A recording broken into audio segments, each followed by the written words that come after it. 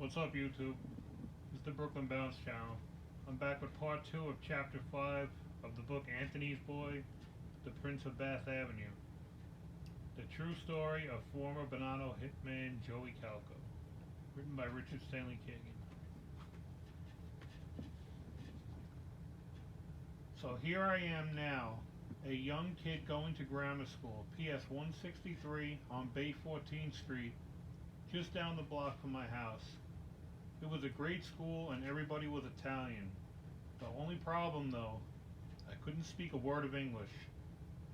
All my parents ever spoke at home in our apartment was Sicilian, and the old Sicilian that they brought over here from San Salvatore in Messina province of Sicily. They didn't speak any English themselves when they came over here from Sicily, so while I was being taught and I was trying to learn, I first had to also learn good enough English along the way so that I could learn the good old facts and truths the teacher was trying to teach me, like writing, reading, and arithmetic. That's how it's pronounced in the book. I met all my friends at PS 163 and on Bath Avenue. We used to play baseball in the schoolyard, which was just 50 yards away from my house. I lived in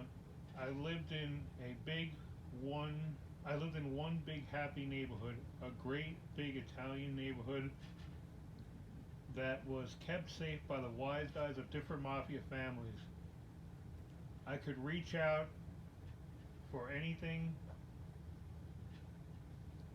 I could have touched a wise guy with his mirror polished Italian shoes and his diamond rings, his gold chains, his silken black suit, and the black silk shirt with the white silk tie and the Napolitano cologne, and the hint of a bulge of a 9mm or 45 caliber semi-automatic pistol in his shoulder holster.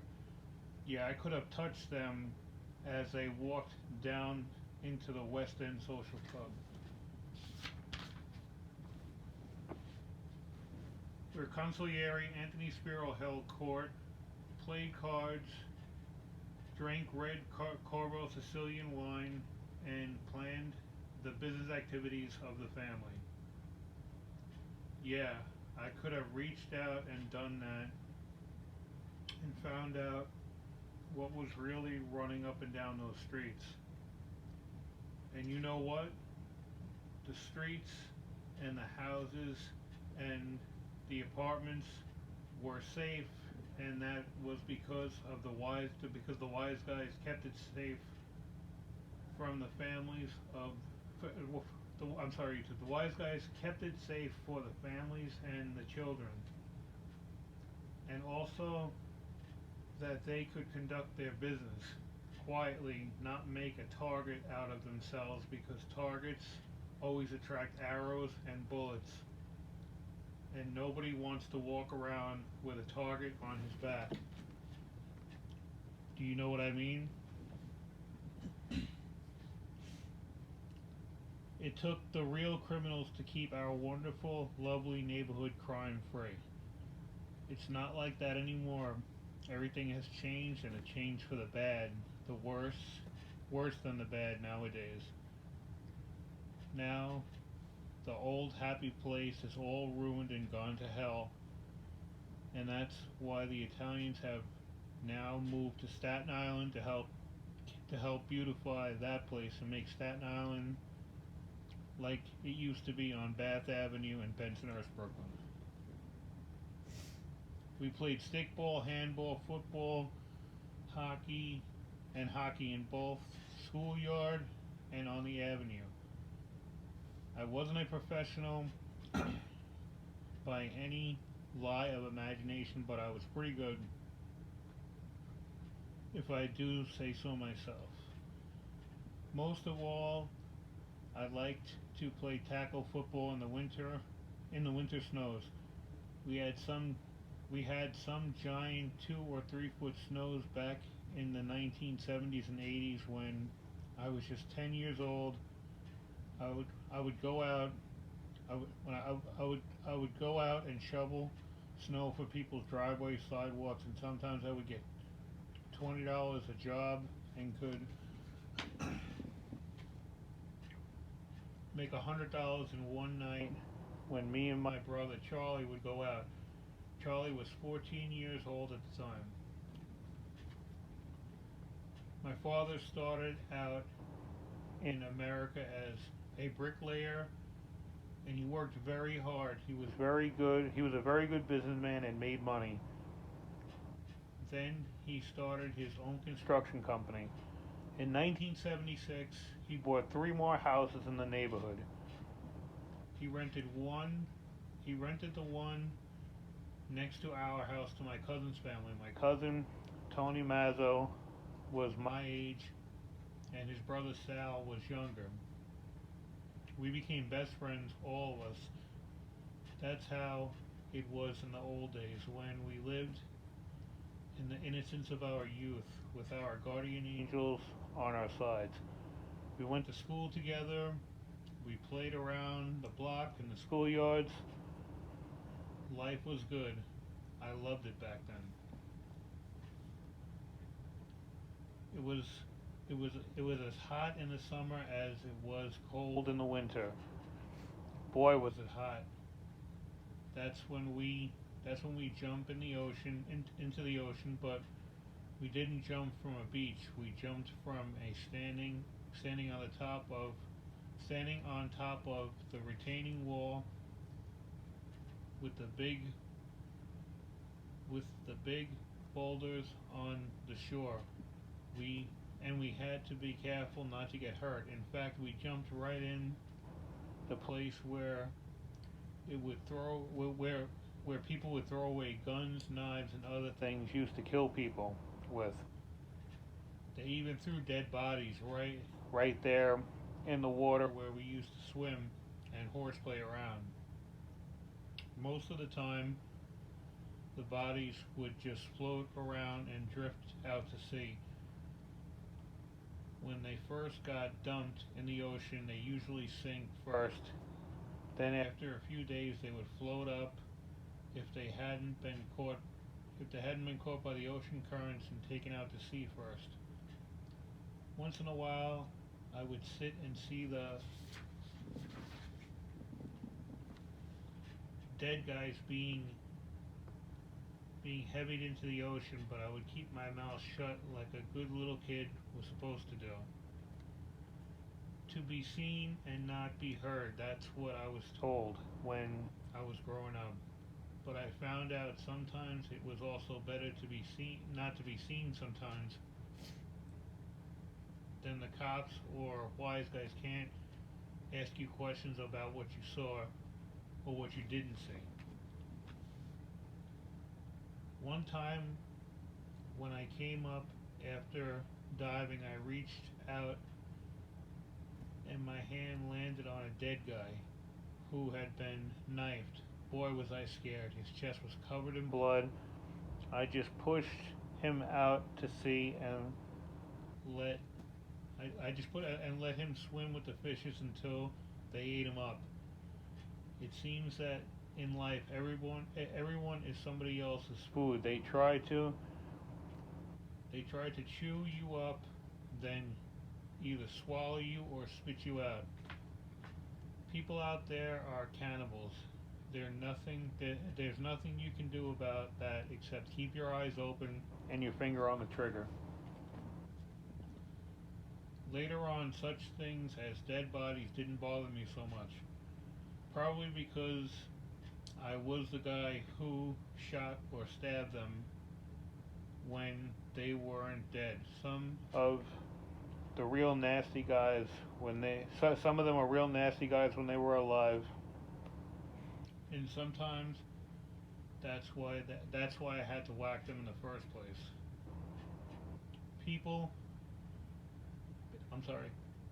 Because they got me mad and I got a little crazy like I do sometimes, but I don't do those things anymore unless I get real mad. Then I only do them in my mind. They can't put me away for dreaming, can they? If they can, then I think I better stop dreaming. My father was a good poker player, and he made good money that way. He would work setting bricks, then relax, make some real money with the cards. But he didn't make as much money as me and Charlie did shoveling snow in the wintertime. When he started his own construction company and built houses, that was where the real money was from for him. My brother Charlie and me worked for him in construction when we got older. They were good times too. We were living large in our family, and our name was respected in the neighborhood. My life went on, and my little sister Josephine was born 11 years after me. Josephine was so tiny and cute to see, and I would watch her wiggle her hands and legs around, and I could hold her up, hug her. I'm sorry, guys. And I could hold her and hug her and tickle her feet and make her giggle and laugh. Another reason she was good for me was because now I wasn't the baby of the family anymore. I was the big brother, just like my big brother Charlie was. Sometimes my brother Charlie would hang out with his friends like Louis Tuzio and Jimmy Gallione. They were known as turf guys and used to get into a lot of fights with guys from other neighborhoods if they set foot on Bath Avenue. Yeah, Charlie had his own friends who were older than me but would still hang out with me and kind of watch out for me so that nothing bad had ever happened to me. But he couldn't watch over me all the time, forever. I remember one day when he wasn't looking, when some of the older guys, Louis Tuzio and Jimmy Gallione, grabbed my hand and told me to come with them. I didn't know at the time, but this became my first caper with some of the boys. They hustled me down a back alley and shoved me up a fire escape. Then we all climbed into an apartment through a window that they pried open and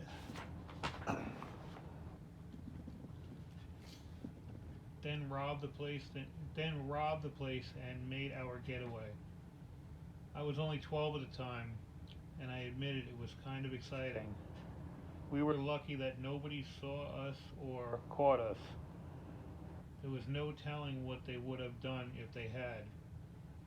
Things like apartment robberies just didn't happen in our neighborhood. The wise guys saw of that. They kept our place safe for women and kids and guys that were on their side who they didn't have to snuff out like a bad light at night. We weren't lucky enough. We weren't as lucky as we thought we were, because somehow, even though we pulled the heist in the morning, the word got out that I had pulled my first job, and I got called to a sit down at Papa Charlie's restaurant with a soldier who was a capo and enforcer for Consigliere Anthony Sparrow. His name was Joey Pizza Ticulove, Tikulbe, and I knew he was a good friend of my cousin.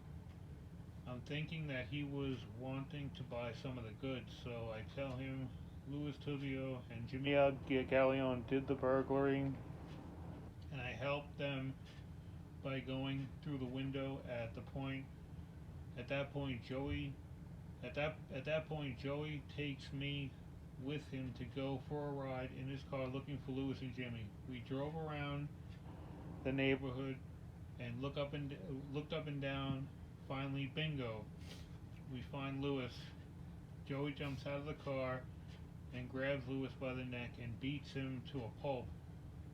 Then Joey grabs him and puts him in the car with me.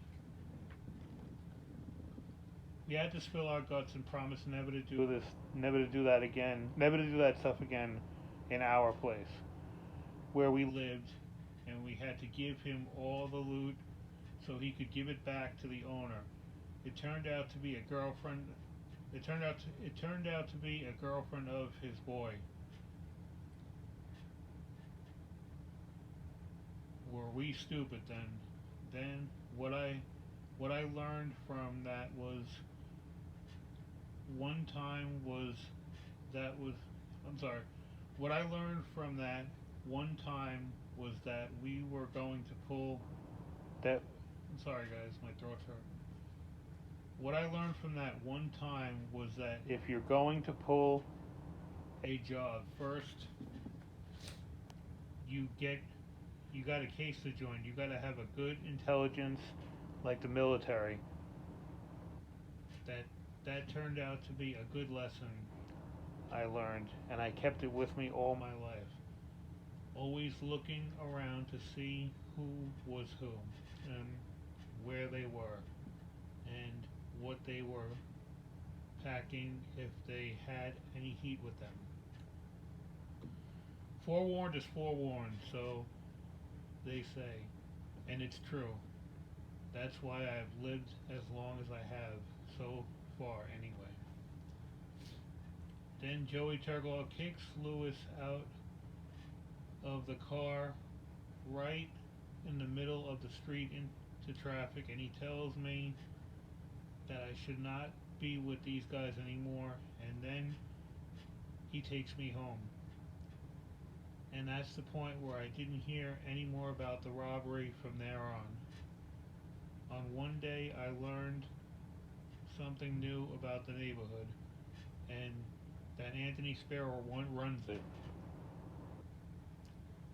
And that nobody robs from Bath Avenue or from Anthony Sparrow, and that the mafia exists here in Ground Zero. And if I grow up even just a few days older than I am now, the mafia was going to be a big part of my lifestyle. I knew that Mr. Sparrow was a respected man, and I didn't think at all on his level, or this level. One more thing that I understood then and never forgot was that I liked being part of this mafia lifestyle. And I knew right then and there that one moment of awakening that I was going to make the mafia my life. Good or bad, dead or alive, I would be what is called a mafioso. Then people would respect me, and either give me a silent nod as I passed by them on the street. They would also drop their eyes and look away from me because I was someone to be feared or respected or to be loved. And maybe all of those things at once at the same time. By the way, that was all one sentence.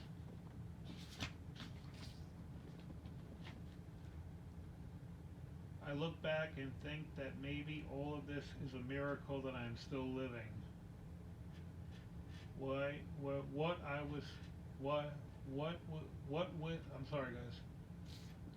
with staying alive so long in a hailstorm of bullets and hate, someday some of these things could kill me. You see, I was living in Grand Central Station for the mob. Anthony Sparrow had his West End Social Club on Bay 16th Street and Bath Avenue, which was 2 blocks from where I lived. The five New York families were Genovese, Gambino, Colombo, Lucchese, and Bonanno, and four of them were right down there on Bath Avenue. And then their family trains pulled up into Bath Avenue Station. Wise guys from all over poured out and ran all over our neighborhood. And I was standing there in front, right in front of them, on track number 1. I had to be careful not to get run over by the freight train filled with mobsters, even though I was only a little sprout just trying to grow up and become a big oak tree. One day my brother Charlie takes me down to the Deluxe movie theater on 86th Street to see a gang movie called The Warriors. That was a good movie. We figured we would learn a lot about how to run a gang because that's what Charlie was now. That's what Charlie was in now. He was part of the Bath Avenue Boys. Come to think of it, so was I, because I lived on Bath Avenue. We were pretty excited about seeing an R-rated movie, but things don't always go as planned in real life, like they do in the movies. The fog of war always seems to get in the way. Just as we're about to enter the theater and buy tickets, the manager stops us and asks us if I am 18 years old, which was the minimum age you have to be to see a gang movie, which I hear all about see a gang movie, which I hear is all about the real things that we do in the street every day. So I tell him I'm 18 when I'm only 14, and that I'm small for my age. He says he doesn't believe me and won't let me in to see the movie. So Charlie talks to the guy and makes some kind of sense to this. I'm sorry, guys. So Charlie talks to the guy to try to make some kind of sense of this, but this would have led me to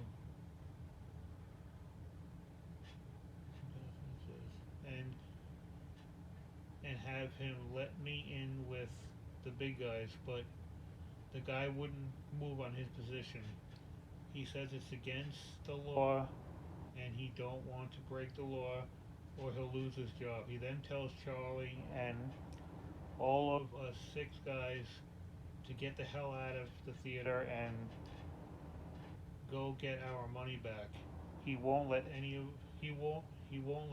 us in because we're troublemakers. Now this is a big guy who is in his 20s. Then this guy goes and gets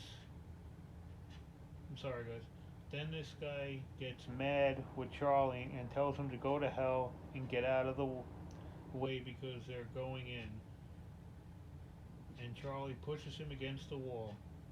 Well, then the guy runs at Charlie with 2 side steps and the guy goes crashing through the big plate glass window in front of the movie house. The guy winds up in the street dodging traffic when he finally gets himself together and runs at Charlie again. Just as we're going to see the movie, Charlie sees him coming back and looks back as the guy seems to grab him. Charlie smashes his fist into the guy's face, busts his nose all over his face, so now the guy is really mad, bleeding like an open faucet, and his neat and tidy uniform is a bloody mess.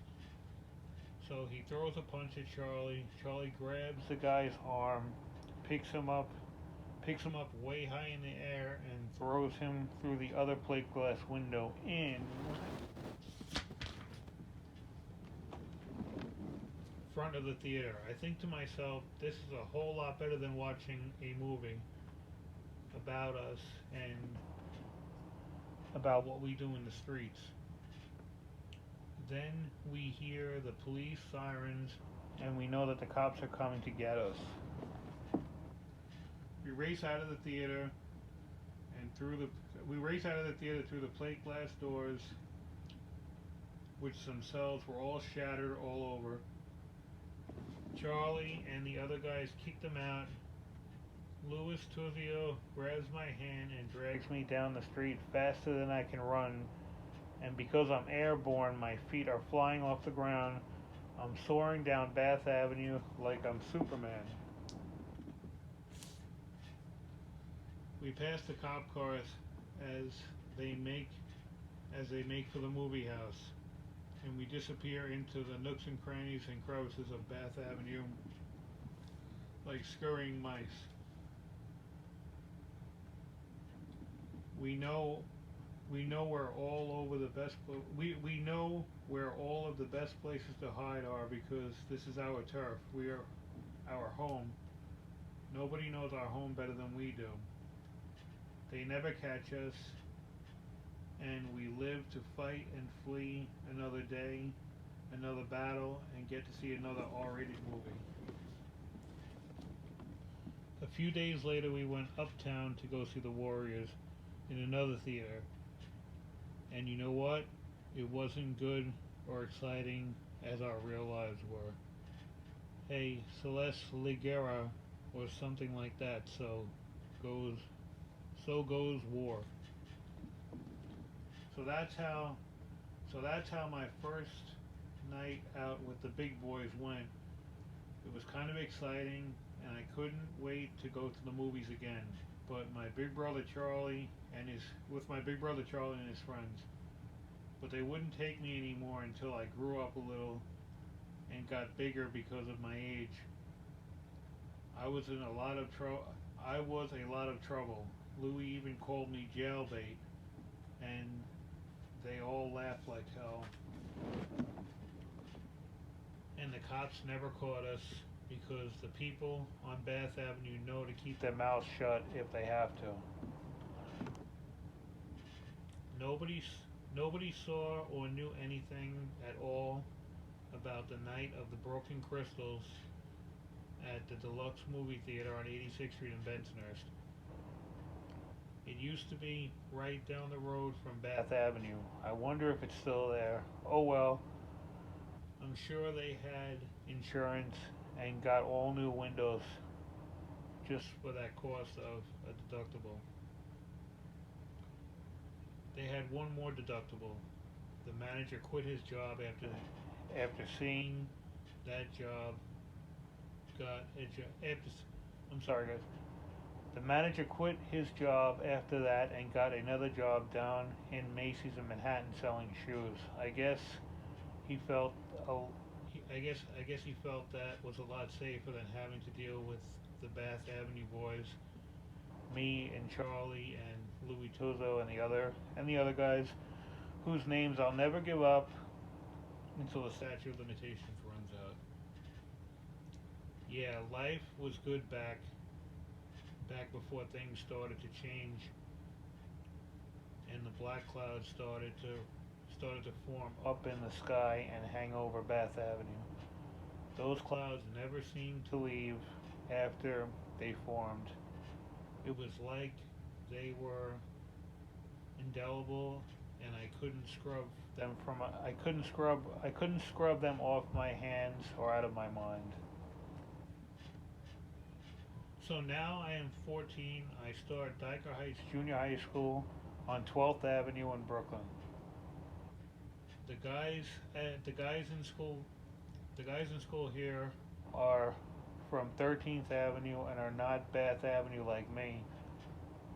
But we all got along okay. They're known as 13th Avenue boys, and my whole world changes when I started to date girls and fell madly in love with Debbie Ree. She was a knockout. We were both puppies and were deeply in love. She lived down the block from me on Benson Avenue in Bay 14th Street. We hung out at Steve's Pizzeria on the corner. Debbie and me date for a while, and then suddenly, like a lightning bolt out of the clear blue sky, it was all over. Puppy Love had gone out for a cream soda, and Puppy Love had gone out for a cream soda, and we both grew up fast and moved on to better things. At the time, I thought she was the best thing I could ever hope for, but that theory of mine, along with many others, had just gotten blown away with the wind. So now I'm a free man again at 14 years old. Charlie and his friends are running around the neighborhood and getting into trouble with my parents and the law. All I know is that's worse than being in trouble.